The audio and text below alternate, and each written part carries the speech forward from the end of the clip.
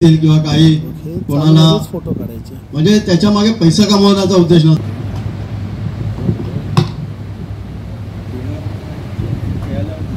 धन्यवाद शरद सावंत. आज आपण सगळे इकडे मुंबईवरून परत आता लालबाग लोअर परत एवढा लांबून जे आपण इथे आलो आहोत ते फक्त एका माणसाच्या प्रेमापोटी आणि ज्यांचं नाव आहे बिपिन पटेल.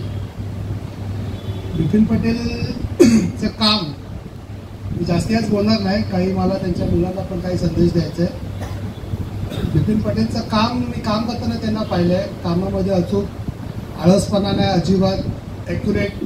एक दोन कामं तर मी त्यांना माझे स्वतः पर्सनल मोठे मोठे कामं दिलेली, ते पण त्यांनी छान केली. बिपिनचे सहयोगी इथे राजेश जाधव आहेत, तेही कामामध्ये खूप छान आहेत. मी आता बसल्या बसल्या विचार करत होतो की आम्ही जे जवळ राहतो, माझा जोडीदार सचिन मांडलेकर आहे, मी आहे, आम्ही जवळ राहतो, आम्ही सकाळी उठून कामावर पोचतो.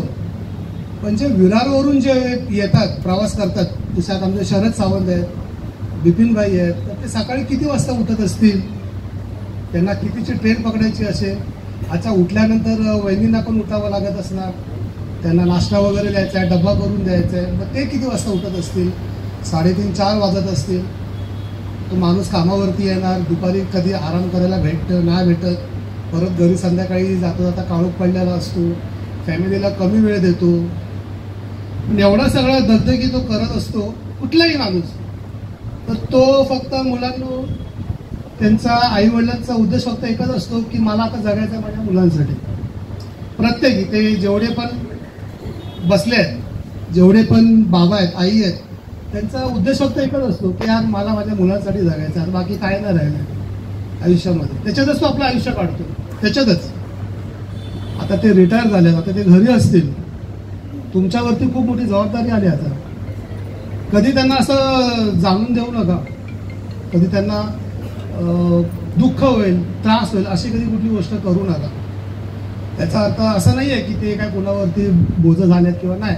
रेल्वेने सगळा बंदोबस्त करून ठेवलाय, त्यांना कुणाची काही गरज नाही आहे, आरामात मस्तपैकी खाऊन असतील.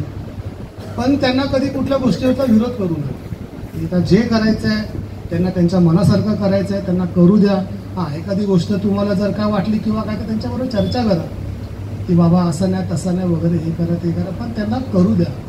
अशा खूपशा गोष्टी असतात की माणूस कामाच्या ह्याच्यामध्ये वेळेमध्ये त्यांना वेळ भेटत नाही, त्याच्यातच ते बिझी असतात.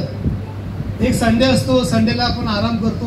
आता खाली मी माझ्या मित्रांना पण बोलत होतो की माझे मुलं या शाळेत असतात, फक्त एक रविवार असतो मी कुठे जात नाही, मी माझ्या परिवारसोबत असतो.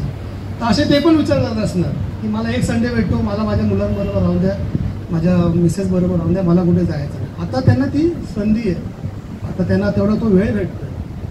जे काही त्यांनी विचार केला असेल एवढ्या वर्षामध्ये मी हे करीन, मी ते करीन, तर त्यांना करू द्या. तुम्ही त्यांना सहयोग करा, त्यांना पण आवडेल की अरे माझे मुलं पण मला सहयोग करतात. जे काय त्यांचं स्वप्न असेल, जे काय त्यांची करायची इच्छा असेल ते.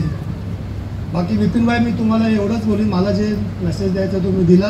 माझी आशा आहे की तुम्हाला समजलं असेल मला काय बोलायचं आहे ते. बाकी मी एवढं बोलीन बिपिनभाई की तुम्ही जो तुमचा स्वभाव आहे, जे तुमचा राहणीमान आहे, तो तसाच ठेवा, तसाच राहा. माझी पण देवाकडे प्रार्थना राहील, माझ्या संघटनेकडून मी माझ्या प्रार्थना करेन की आमच्या बिपिनभाईला असंच ठेवा आयुष्यभर. आणि कधीही तुम्हाला कुठलीही काही गरज लागली कसली तर फक्त आम्हाला एक फोन करा, आम्ही तुमच्यासाठी कधीही आलो.